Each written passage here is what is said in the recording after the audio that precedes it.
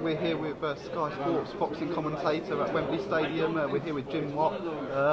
First of all, Jim, you were here for the magnificent night in May between Carl Froch and George Groves. What are your memories from that night? Well, I came along that night expecting to see George Groves build on what he had achieved in the first meeting. I mean, I thought he was sensational in the first fight there with Froch for the first 6 rounds. You know, he was different class.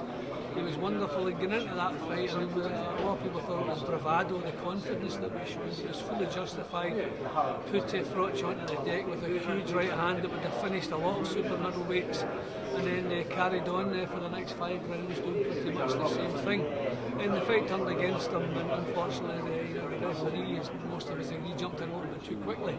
Well, I thought in the second fight he would use pretty much the same tactics, but maybe do it in little bursts as opposed to doing it 3 minutes of every round, because he did start to tire, you know, around about the 7th and 8th round in that fight. So I thought the tactics would have been pretty much the same, but he would have done it in little bursts. He'd have picked his spots, but he didn't. He changed his tactics completely. You know, he boxed on the back foot, gave Froch the centre of the ring, and I just thought Froch was the boss pretty early, and then because he was on the back foot, he left himself wide open for the huge right hand that finished it. One of the officials did have George in front at the time, and some outsiders also felt that he was winning.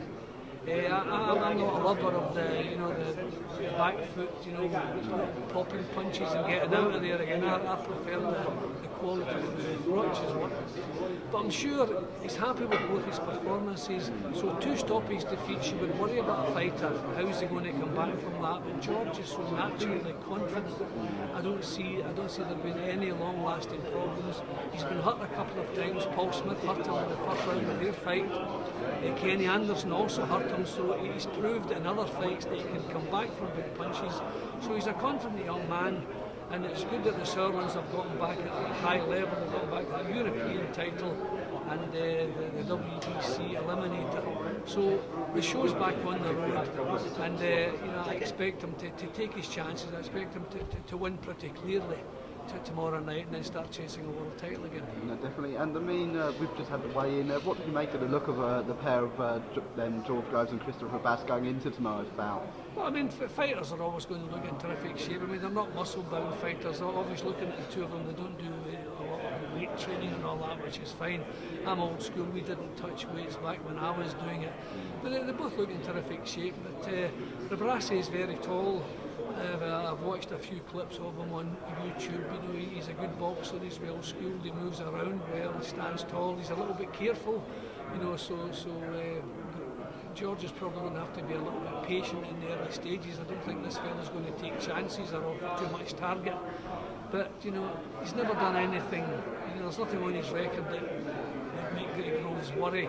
So I would expect Groves to, you know, be in control at the halfway stage, maybe even score a stoppage round about that time. No, definitely. And of course, this is eliminated for the WBC title, which Anthony Durrell holds. If George comes through this bout on Saturday, how do you see George facing up against Anthony? Well, Durrell is a fighter who's proven at world level. It took him a couple of attempts to win the title against Bika. But he's a good fighter, you know. He didn't look all that great against Bika, because Bika was a little bit of a mess. He was a brawler, he's untidy, he makes a lot of people look bad. So Durrell's probably a good bit better than he looked against Bika.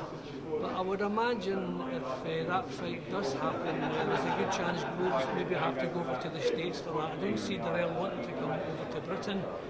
But again, the temperament Groves has, I think he would relish the prospect of going to America to bring back a world title. No, definitely. And there's another big bout over in Germany next weekend. Paul Smith taking on Arthur Abrham. How do you see that one going? Yeah, that's another good match, and I'm delighted that Paul Smith, who's a colleague at Sky Sports with myself, delighted that he's getting his chance. The super middleweight division in Britain has been a terrific division for a number of years, with Froch, Groves, De Gale. So Paul's had to stand in the queue a little bit longer than maybe he would have had to do in another era. But he's proven he is good enough to mix it at the top level. He's only, lost obviously to De Gale and to Groves. I'm glad he's getting his chance, but Germany is a tough place to come out of with a win, and he's fighting a real tough guy. I think there's a chance Abrham may underestimate Paul a little bit because of the couple of stoppages on his record. So he does have a chance, but you would have to say he is the underdog here. It's a huge task he's taking on. Yeah, definitely. And we mentioned, of course, the Carl Froch, George Groves about that magnificent night here at Wembley. Great domestic clash. Do you think we could be seeing some more of those domestic clashes next year with the likes of Amir Khan versus Kell Brook, Scott Quigg versus Carl Frampton? Yeah, well, I think Quigg, Frampton and Brook can. I think the fights definitely will take place because the fighters want it and the people handling the fighters, everybody wants the fights. Sometimes managers or promoters want to take the fighters down a different route because they're not all that confident of victory. But I think the 4 fighters that we've just mentioned, they all fancy the job, and there's big purses to be generated in both of those fights. So I believe they will take place next year, and I hope they do. Yeah, definitely. That's great, Jim. Thank you so much. Okay.